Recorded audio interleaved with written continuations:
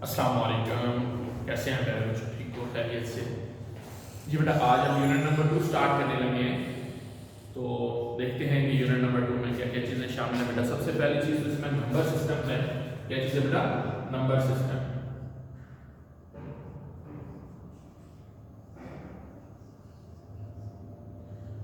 Number systems बेटा हम लोगों ने पहले भी पढ़ लिए थे। हमारी जो प्रीवियस बुक थी प्री 9th के अंदर हमने उसके अंदर नंबर सिस्टम्स के बारे में पढ़ा हुआ है। कौन कौन से बेटा? 4 नंबर सिस्टम्स हमने पढ़े थे, लेकिन यहाँ जो आपका सिलेबस है इसमें 3 नंबर सिस्टम शामिल किए गए हैं। ऑक्टल नंबर सिस्टम को बेटा इसमें से स्किप कर दिया गया है। ठीक है, तो पहला बेटा जो नंबर सिस्टम होता है वो कौन सा होता है हमारे पास?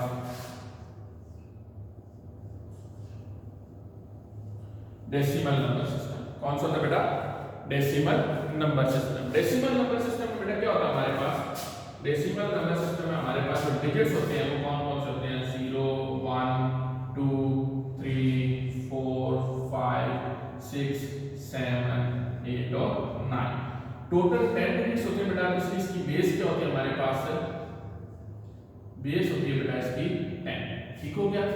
तो बेटा इन डिजिट से मिलकर बनने वाले जो भी नंबर्स होते हैं वो सारे क्या कहलाते हैं? Decimal number system. For example 7 37 base 10 ये डेसिमल नंबर सिस्टम है। 9 9 9 बेस 10 ये डेसिमल नंबर सिस्टम है। 10 बेस 10 ये भी डेसिमल नंबर सिस्टम है। 7 बेस 10 ये भी बेटा एक डेसिमल नंबर सिस्टम है। ठीक है, तो ये सारे नंबर सिस्टम में से बने हुए और ये सारे क्या हैं? डेसिमल नंबर्स हैं। ठीक हो गया बेटा?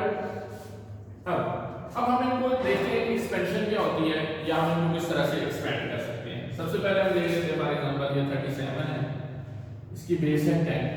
तो बेटा एक्सपेंशन मेथड क्या होता है? हम इसको इस्तेमाल करते हैं 3 मल्टीप्लाइड बाय 10 बेस के साथ हमेशा मल्टीप्लाई करते हैं प्लस 7 मल्टीप्लाइड बाय 10। फिर बेटा इसमें पार्ट्स लगाते होते हैं। दो तरीके होते हैं पार्ट्स लगाने के, या तो हम इस साइड से 0 और 1 पार लगा लेते हैं, या टोटल जितने डिजिट्स होते हैं उससे 1 लेस पार शुरू करते हैं। अगर ये 2 है तो 1 और 0, अगर ये 3 होते तो 2 1 और 0। ठीक हो गया बेटा? तो मल्टीप्लाई करेंगे तो ये क्या हो जाएगा बेटा हमारे पास? 3 into 10 30 plus 7 into 10 raise power या 2 रेज पावर 0 या किसी भी चीज की पावर बेटा 0 होगी। किसी भी जो हमारे पास फाइनाइट नंबर होगा उसकी पावर अगर 0 होगी वो क्या होगा? Equal to 1। यहाँ मेंशन कर दें तो बेटा 10 raise power 0 is equal to 1। तो ये बेटा हमने 1 पुट कर दिया is equal to 30 plus 7 is equal to 37।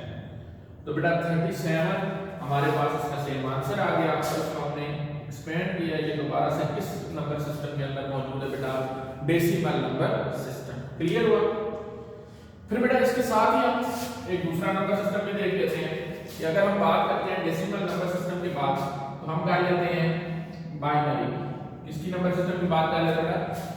तरतीब वाइज करते हैं बाइनरी है। ठीक है बेटा? तो बाइनरी नंबर सिस्टम क्या होता है? बाइनरी नंबर सिस्टम के अंदर हमारे पास दो डिजिट्स होते हैं। कौन कौन से होते हैं बेटा? 0 और 1। क्योंकि बाइनरी एक कंप्यूटर की लैंग्वेज होती है, इसमें 0 और 1 दो डिजिट्स होते हैं। एक सिग्नल ऑन को रिप्रेजेंट करता है और एक सिग्नल ऑफ को।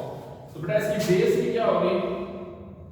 जितने डिजिट्स होते हैं उतनी क्या होती है बेटा? उस नंबर सिस्टम की बेस होती है।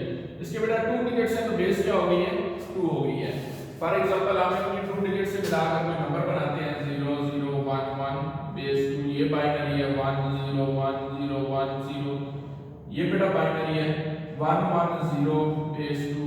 जिनके साथ बेटा बेस 2 मेंशन होगी वो किसको रिप्रेजेंट कर रहे हैं? बाइनरी को। हम इसको 1 10 नहीं पढ़ेंगे, 1 1 0 पढ़ेंगे बेटा, क्योंकि ये किसमें? बाइनरी में। तो ये बेटा सारे नंबर जिनकी बेस 2 होगी और उनको कंसिस्ट कर रहे होंगे 0 और 1 के ऊपर बेटा, तो सारे क्या कहलाएंगे?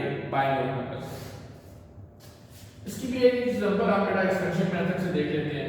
1 0 1 बेस 2 बेटा बेस से मल्टीप्लाई करना होता है तो 1 into 2 plus 0 into 2 plus 1 into 2। तो पास लगाने में बेटा सेम वही मेथड है कि 0 से स्टार्ट करके इस तरफ आएंगे, या जितने डिजिट्स हैं उसमें से 1 लेस क्या करेंगे? आप पास शुरू कर देंगे। ये 3 डिजिट बेटा 2 1 0। ठीक हो बेटा?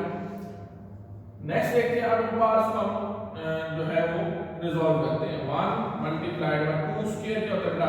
4 plus 0 into 2 power 1 2 plus 1 into 1 2 power 0 is equal to 1 is equal to 4 plus 0 plus 1. बेटा 4 multiplied by 1 4, 0 multiplied by 2 0, 1 multiplied by 1 1 is equal to 5 और बेस 10. बेटा जब भी हम किसी नंबर सिस्टम को एक्सपेंशन मेथड से सॉल्व करते हैं, एक्सपेंड करते हैं, तो उसका जो भी रिजल्ट आता है वो बेटा किसमें होगा? डेसिमल नंबर सिस्टम में होगा. वो हम हेक्साडेसिमल को कर रहे हैं, वो हम बाइनरी कर रहे हैं, या वो हम डेसिमल नंबर सिस्टम को कर रहे हैं. जब हम उसको बेस से मल्टीप्लाई करें, एक्सपेंड करेंगे, तो जो बेटा आंसर आएगा उसकी बेस क्या होगी? 10. बेटा लास्ट नंबर सिस्टम हम देखते हैं हमारे पास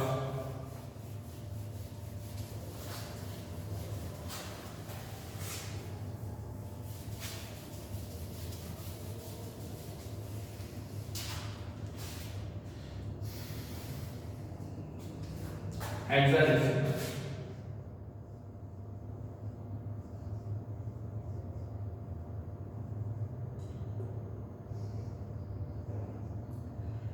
हेक्साडेसिमल बेटा क्या चीज होती है? इसमें हमारे पास जो डिजिट्स होते हैं वो होते हैं 0 1 2 3 4 5 6 7 8 9 A B C D E और F. बेटा A is equal to क्या होता है हमारे पास? 10, B 11, C 12, D 13, E 14 और F 15 को रिप्रेजेंट कर रहा होता है. लेकिन बेटा हम इनको इसलिए इस्तेमाल करते हैं 10 11 की जगह पर कि अगर हम कोई नंबर लिखते हैं, फॉर एग्जांपल एक हेक्साडेसिमल नंबर है 9, अगर हम इसकी जगह आगे 10 लिखना है, अगर हम यहाँ पर 10 लिख देते हैं तो ये 910 बन सकता है. ठीक है, पढ़ते हुए हमें मिस्टेक हो सकती है, इसलिए हम क्या करते हैं, तो यहाँ पर ए पुट कर देते हैं. हमें पता है कि ये सिंगल वैल्यू है, इसको जब हम बाद में वैल्यूज पुट करेंगे तो हम यहाँ पर क्या कर लेंगे? इसकी वैल्यू पुट कर सकते हैं. और बेस क्या होगी बेटा? इसकी 16 होगी. कोई सा भी 3 1 2 3 बेस 16, तो ये क्या होगा? Hexadecimal. A B C base 16, तो ये भी बेटा क्या होगा? हेक्साडेसिमल. ठीक होगा बेटे. अब हम इसको भी एक एग्जांपल के एक्सपेंशन मेथड से सॉल्व करते हैं. फॉर एग्जांपल 3A 1 है. इसको बेटा बेस क्या है? 16 है. एक्सपेंड करते हैं, एक्सपेंशन के लिए बेस से मल्टीप्लाई करते हैं. 3 into 16 plus A into 16 plus 1 into 16. अब बेटा पार्ट्स लगानी है. 0 1 2 3 into 16 स्क्वायर बेटा हमारे पास क्या होगा? हम इसको ना अगर आपका बेटा 16 मल्टीप्लाइड बाय 16 कर लेना है,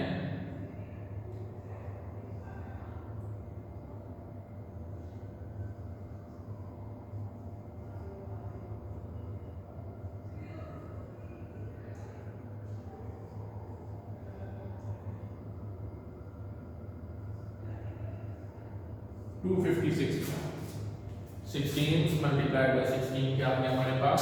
256 प्लस a की वैल्यू हमने पुट करनी है बेटा, वो क्या होगा?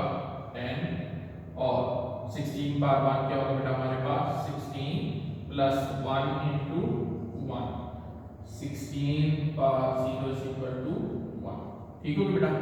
अब आप इनको मल्टीप्लाई करेंगे और जो बेटा कैलकुलेशंस आपके पास आती जाएंगी वो आप पुट करते जाएंगे.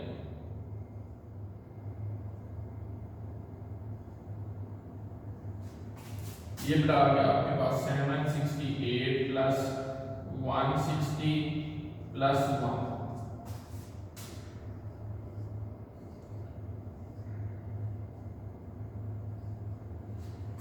ये बेटा आपके पास आ गया 919 बेस 10. क्लियर हुआ बेटा? तो बेटा सॉल्यूशन के लिए हमने जो प्रोसेस था, तीनों नंबर सिस्टम को हमने देख लिया कि नंबर सिस्टम क्या होता है, उसकी एक्सपेंशन हमने किस तरह से करनी है. अब हम देखते हैं कि नंबर सिस्टम कन्वर्जन क्या चीज होती है. क्या चीज बेटा हम देखने जा रहे हैं? Number system conversion. कि अगर हमारे पास कोई एक नंबर सिस्टम दिया हुआ है और हम उसको किसी दूसरे नंबर सिस्टम में कन्वर्ट करना चाह रहे हैं, उसके लिए क्या प्रोसेस हो सकता है?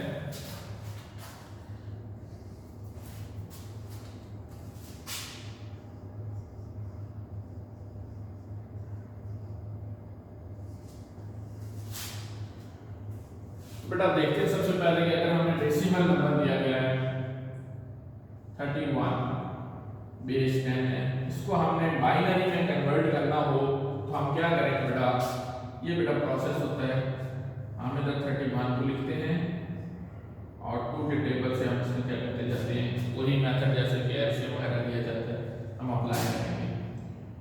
हम इस टेबल को बेटा इसमें काउंट करेंगे कि या तो ये वैल्यू आ जाएगी, इसके मोस्ट जो करीब वाली या रिसेंट वैल्यू होगी वो हम इसके साथ यूज करेंगे। फॉर एग्जांपल 2 15 का 30, 15 और रिमाइंडर क्या आ बेटा 1, फिर 2 7 का 14, रिमाइंडर क्या आ बेटा 1, फिर 2 3 का 6, रिमाइंडर 1, 2 1 का 2, रिमाइंडर 1। और बेटा एंड पर हमारी कोशिश होती है कि यहाँ पर हमेशा 0 आए। वैसे यही वाला जो आंसर है वो हम लिख सकते हैं, लेकिन हमारी कोशिश क्या होती है बेटा, जो प्रॉपर मेथड सॉल्यूशन है उसमें ये होता है कि हम एंड पर यहाँ पर 0 रखें, 2 0 का 0 और 1। ये बेटा इसका क्या हो जाएगा, आंसर आ जाएगा हमारे पास।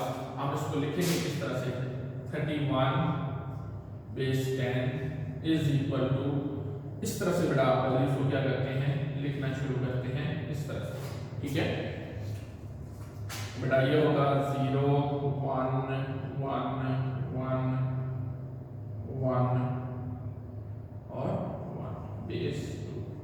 तो ये बेटा दोनों वैल्यूज क्या आ गई हैं, इक्वल होंगी। अगर हम इसको एक्सपेंशन मेथड से सॉल्व करें तो ये बेटा दोबारा से क्या बन जाएगा, हमारे पास 31 बन जाएगा, ठीक हो गया। फिर बेटा अगर हम यही 31 को डिजिट है इसको हेक्साडेसिमल में कन्वर्ट करना चाह रहे हैं, क्या करना चाह रहे हैं, हेक्साडेसिमल में, तो किस तरह से होगा, 31 बेस 10, 31 डिवाइडेड बाय 16, 16 1 जा 16, 16 2 जा 32 हो जाएगी बेटा, उससे बड़ी हो जाएगी तो 1 और रिमाइंडर बेटा हमारे पास क्या आ जाएगा 15, क्या आ जाएगा 15। लेकिन 15 किसकी इक्वल होता है हमारे पास बेटा, f के, तो ये बेटा क्या आ जाएगा हमारे पास, नेक्स्ट 16 0 जा 0 और रिमाइंडर 1। तो ये बेटा आंसर आएगा इसका 31 base 10 is equal to 0 1 f base 16। Clear हुआ बेटा?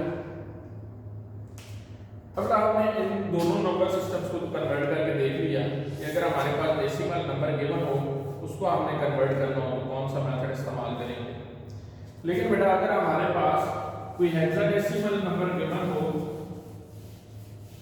या कोई हमारे पास बाइनरी नंबर गिवन हो और उसको हमने डेसिमल में कन्वर्ट करना हो तो उसके लिए कौन सा मेथड बेटा हमने थोड़ी देर पहले हमारे टॉपिक के साथ एक एग्जांपल देखी थी, एक्सपेंशन मेथड, ठीक है।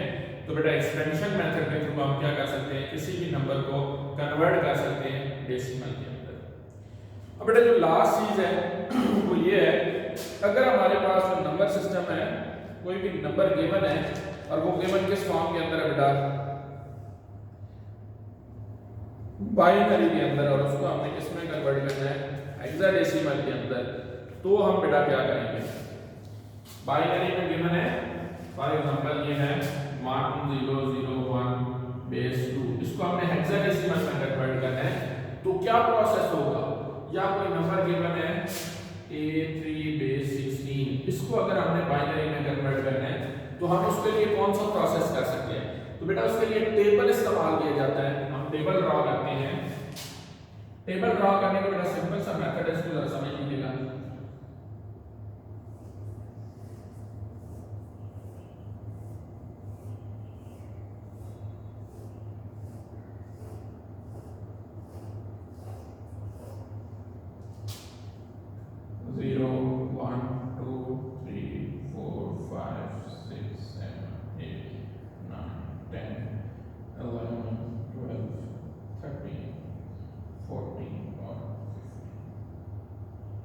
इसको आप A B C B E और एफ, ठीक हो गया बेटा।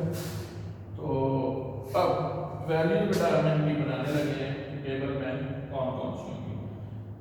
0 0 0 0 0 0 0 0 बेटा 8 zeros लेंगे फिर 1 1 1 1 1 1 1 1 1, ठीक हो गया। फिर बेटा 4 zeros 0 0 0 0 फिर 4 ones, फिर 4 zeros बेटा, फिर 4 ones, फिर 2 zeros 2 ones, 2 zeros 2 ones, 2 zeros 2 ones, 2 zeros and 2 ones, फिर बेटा 0 1 0 1 0 1 0 1 0 1 0 1 1 0 1 0 0 1 0 1 0 1 0 1 0 1 0 1 ठीक हो गया बेटा। ये बेटा हमारे पास आ गई है वैल्यूज टेबल के अंदर पुट करने, ठीक है। अब बेटा आप इस टेबल को इस्तेमाल करते हुए इधर से इस तरफ भी कन्वर्जन कर सकते हैं और इधर से इस तरफ कन्वर्जन भी कर सकते हैं। फॉर एग्जांपल हमारे पास एक वैल्यू है 1001, इसको हमने हेक्साडेसिमल में कन्वर्ट करना था, तो 1001 हम देखेंगे कि कौन सी जगह पर मौजूद है। ये बेटा 1001, ये किसकी वैल्यू बेटा 9 की, तो हम लिख देंगे 1001 base 2 is equal to 9 base 16, clear हुआ बेटा। फिर इसी तरह अगर हमारे पास a और 3 की वैल्यू है जो हमें रिक्वायर्ड है, तो a इज इक्वल टू हम लिखेंगे 3 इज इक्वल टू a की वैल्यू बेटा क्या है 1010 और 3 की वैल्यू क्या है बेटा हमारे पास 0011, ठीक हो गया। अब हम इनको कंबाइन लिखेंगे a3 base 16 is equal to 10100011 base 2, okay हो बेटा। तो ये बेटा एक सिंपल सी कन्वर्जन है, इससे रिलेवेंट आई होप कि आप लोगों को कोई भी क्वेश्चन नहीं होगा, यहाँ तक क्लियर हो गया होगा बेटा। इसमें एक छोटी सी चीज जब हम इसको कन्वर्ट कर रहे होते हैं वो देखिएगा कि अगर कोई वैल्यू गिवन है 0 0 1 1 0 0, अब बेटा यहाँ पर 8 डिजिट्स नहीं बन रहे हैं, 6 हैं, लेकिन हमारे पास जो वैल्यूज है वो 4 4 डिजिट्स की हैं, तो हम क्या करते हैं बेटा इसके लेफ्ट साइड पर जीरोस लगा देते हैं, क्या करते हैं 0 0 0, तो अब ये बेटा 4 डिजिट्स इधर से बन गए और 4 इधर बन गए, ठीक हो गया। तो हम इनको इस तरफ को देखते हैं इस तरह से, ठीक है। तो ये 4 डिजिट्स की वैल्यू अलग हो जाएगी और ये अलग हो जाएगी, ये बेटा 0 की इक्वल होता है।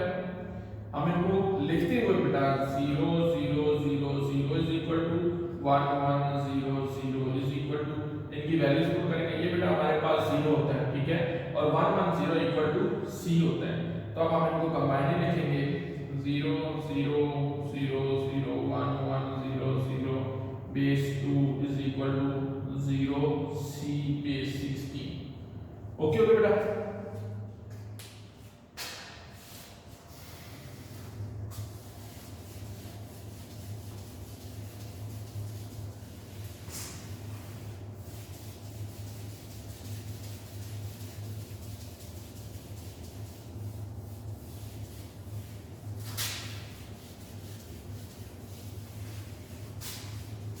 जी बेटा कन्वर्जन के बाद अगली चीज देखते हैं क्या हमारे पास।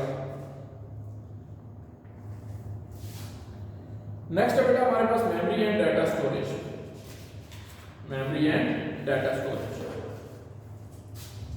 बेटा मेमोरी क्या चीज होती है, जो भी डाटा हम स्टोर करते हैं किसी भी कंप्यूटर के अंदर, लैपटॉप के अंदर, मोबाइल के अंदर, वो कहाँ पर स्टोर होता है बेटा मेमोरी में। इंसान में बेटा कोई चीज अगर याद रखता है या स्टोर करता है, देखता है, सुनता है, तो बेटा हम कहाँ पर रखते हैं उसको अपनी मेमोरी में, यानी अपने दिमाग के अंदर। तो बेटा कंप्यूटर के अंदर दो टाइप्स की मेमोरीज होती हैं, एक होती है वोलेटाइल और एक होती है नॉन वोलेटाइल। वोलेटाइल मेमोरी को हम परमानेंट मेमोरी कहते हैं और नॉन वोलेटाइल मेमोरी को हम बेटा टेम्परेरी मेमोरी भी कहते हैं, और दूसरी सेंस में हम इनको प्राइमरी और सेकेंडरी मेमोरी की टर्म में भी कंसीडर करते हैं, ठीक हो गया बेटा। तो बेटा जो हमारे पास वोलेटाइल होती है, वोलेटाइल मेमोरी, उसमें क्या होता है बेटा कि जो भी डाटा हमने रखा होता है वो जब तक इलेक्ट्रिसिटी पावर सप्लाई उसको मिल रही है तब तक उसके अंदर सेव्ड रहता है, ठीक है। जैसे ही इलेक्ट्रिसिटी सप्लाई कट ऑफ होती जाएगी, यानी कंप्यूटर आपने बंद किया, तो उसमें मौजूद डाटा क्या हो जाता है, खत्म हो जाता है। फॉर एग्जांपल अगर आप कोई लेटर टाइप कर रहे हैं बेटा वर्ड के अंदर, तो आप क्या करते हैं, उसको अगर आपने सेव नहीं किया, आपका कंप्यूटर बंद होता है, तो आप दोबारा से ऑन करेंगे तो वो जो लेटर आप लिख रहे थे बेटा, वो डाटा सारे का सारा क्या हो जाता है, इरेज्ड हो जाता है। और इसी तरह अगर आप लेटर लिख रहे हैं और उसको आप सेव कर देते हैं, तो सेकेंडरी स्टोरेज में ट्रांसफर हो जाता है, वहां पर महफूज हो जाता है। फिर कंप्यूटर बंद करने के बाद अगर आप दोबारा ऑन भी करते हैं, तो वो डाटा आपका क्या रहता है बेटा, सेव होता है, और वो काम का होता है बेटा, वो नॉन वोलेटाइल मेमोरी के अंदर चला जाता है, ठीक है, जिसको हम सेकेंडरी मेमोरी भी कहते हैं। क्लियर है? तो हम देखते हैं वोलेटाइल मेमोरी की एग्जांपल्स कौन कौन सी हो सकती है बेटा हमारे पास, जैसे कि रैम है, जैसे कि कैशे मेमोरी है, और उसके अलावा बेटा हमारे पास रजिस्टर्स होते हैं जो कि सीपीयू के अंदर टेम्परेरी मेमोरीज होती हैं। ये बेटा हमारे पास वोलेटाइल मेमोरी की एग्जांपल्स हैं। फिर बेटा नॉन वोलेटाइल की बात करते हैं। नॉन वोलेटाइल, नॉन वोलेटाइल बेटा क्या चीज होती है, ऐसी मेमोरी जिसके अंदर डाटा परमानेंटली स्टोर हो जाता है, जो कि इलेक्ट्रिसिटी के आने जाने से डिस्टर्ब नहीं होता, उसको हम क्या कहते हैं बेटा, नॉन वोलेटाइल मेमोरी। और उसके एग्जांपल में से क्या क्या चीजें हो सकती हैं बेटा हमारे पास, जैसे कि hard disk, USB, CD etcetera. तो बेटा ये कुछ एग्जांपल हैं नॉन वोलेटाइल मेमोरी की, जो कि हमारे पास वो मेमोरी जिसके अंदर डाटा अगर हमारे पास मौजूद है तो वो सेव रहता है, इलेक्ट्रिसिटी के आने जाने से उस पर कोई फर्क नहीं पड़ता। तो बेटा इनकी डेफिनेशंस को देखना आपने। फिर बेटा वो बात करता है कि हमारे पास जो भी कंप्यूटर के अंदर डाटा मौजूद होता है वो सारे का सारा अगर हम रिप्रेजेंटेशन करने लगे तो किस चीज में बेटा मौजूद होता है, एसटी कोड्स में। इसमें एसटी कोड्स बेटा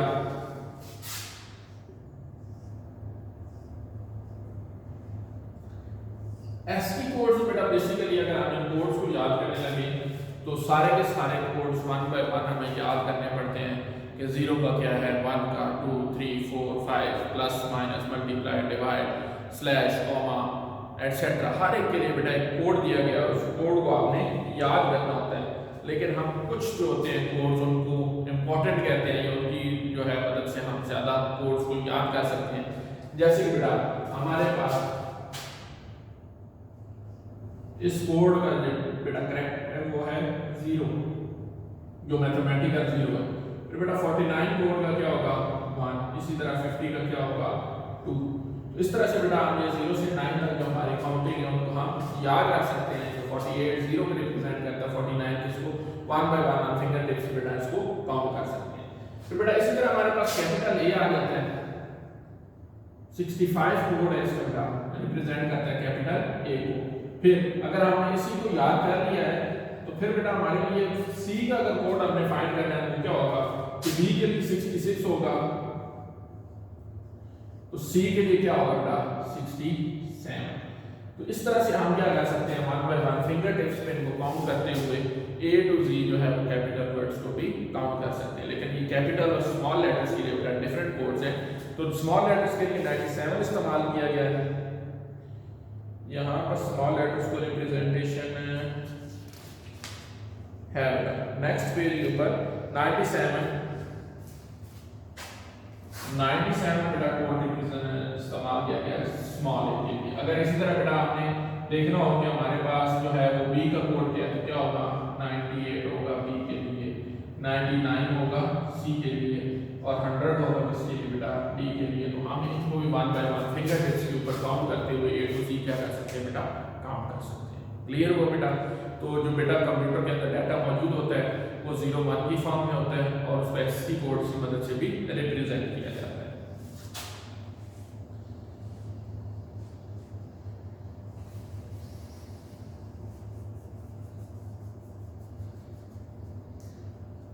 तो बेटा हम इसको 0 1 में कैसे रिप्रेजेंट कर सकते हैं?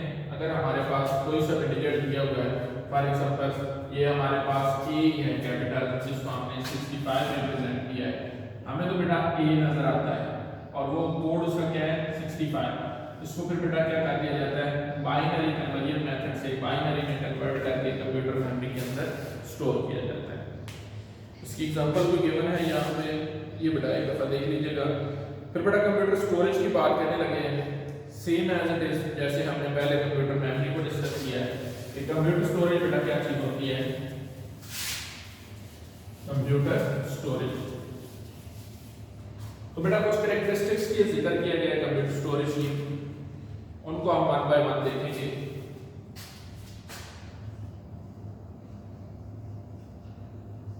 कंप्यूटर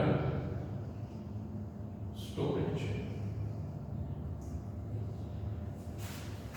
तो बेटा कंप्यूटर स्टोरेज की क्या किस तरह से हम रिप्रेजेंट कर सकते हैं या किस तरह से स्टोरेज डिवाइसेस को कैटेगराइज करते हैं? तो बेटा हमने अभी भी डिस्कस किया है कि दो किस्म की मेमोरी होती है, एक जिसको हम प्राइमरी मेमोरी या वोलेटाइल कहते हैं, दूसरी सेकेंडरी मेमोरी है जिसको नॉन वोलेटाइल कहते हैं। तो बेटा पहले हम इनकी प्लेसमेंट देखते हैं किस तरह से ये प्लेस होती है। अगर हम कहते हैं कि ये बेटा हमारे पास क्या है, सीपीयू, क्या चीज है, ये हमारे पास इसमें रैम है और ये हमारे पास हार्ड डिस्क है, हम इनको मेंशन कर देते हैं सीपीयू, रैम और HDD हार्ड डिस्क ड्राइव। तो बेटा ये इसके साथ कनेक्टेड है डायरेक्टली, ये यहाँ से डाटा यहाँ आता है, फिर इसी तरह ये डाटा इकोनॉमी का भी प्रोसेस है। तो हम अगर इसको कह रहे हैं प्राइमरी मेमोरी और इसको कह रहे हैं सेकेंडरी मेमोरी, तो बेटा जो डायरेक्टली कनेक्टेड है वो कौन सी है, प्राइमरी मेमोरी। किसके साथ डायरेक्टली कनेक्टेड है, सीपीयू के साथ। Secondary memory not directly connected to the CPU. एक पॉइंट बेटा ये हो गया। फिर इसकी बेटा जो स्पीड होती है वो भी फास्ट होती है, इसलिए इसको सीपीयू के साथ रखा जाता है ताकि ये एक दूसरे की स्पीड को क्या कर सके, ये रैम की स्पीड को यूटिलाइज कर सके जो डाटा हार्ड डिस्क में से आ रहा है रैम। तो बेटा इसकी फिर क्या होगी, स्पीड भी फास्ट होगी और ये क्या होगी, स्लो होगी।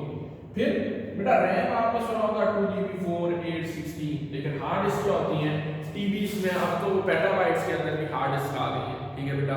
तो इसलिए हम कह सकते हैं कि इसकी जो मेमोरी है या कैपेसिटी है वो लो है और इसकी कैपेसिटी क्या है, हाई है, या ये हाई डाटा स्टोरेज की एबिलिटी रखती है, या लार्ज स्टोरेज और स्मॉल स्टोरेज, ठीक हो गया। फिर बेटा अगर हम बात करें कि हमारे पास स्पीड भी होगी, डाटा स्टोरेज भी हो गया, फिर बेटा एक्सपेंसिव की बात कर लेते हैं, प्राइसेस की। तो ये बेटा छोटी होती है मेमोरी, लेकिन ये बहुत एक्सपेंसिव है according to the as compared to the secondary memory. अगर हम इनको कंपेयर करें तो प्राइमरी मेमोरी क्या एक्सपेंसिव और सेकेंडरी मेमोरी क्या है, इनएक्सपेंसिव या चीप। और बेटा इसमें कोई चीज साइज की बात हो गई है, स्पीड की बात हो गई है, डाटा स्टोरेज हो गया बेटा यूजली कनेक्टेड, यही बेटा इसके 4-5 पॉइंट है। और इसको बेटा हम क्या कहते हैं, प्राइमरी मेमोरी, और इसको हम क्या कह देते हैं, सेकेंडरी।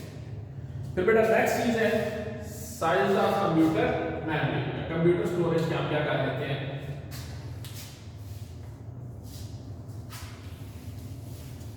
मेंशन कर लेते हैं।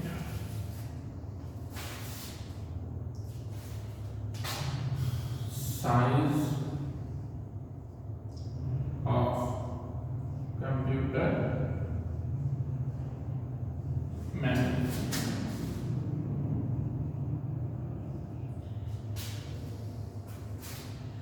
बेटा कंप्यूटर मेमोरी की जब भी बात करते हैं, सबसे स्मॉलेस्ट यूनिट से हम शुरू करते हैं कि सबसे स्मॉलेस्ट यूनिट क्या होता है बेटा, हमारे पास बिट, क्या होता है, बिट, और वो रिप्रेजेंट करता है या 0 या 1।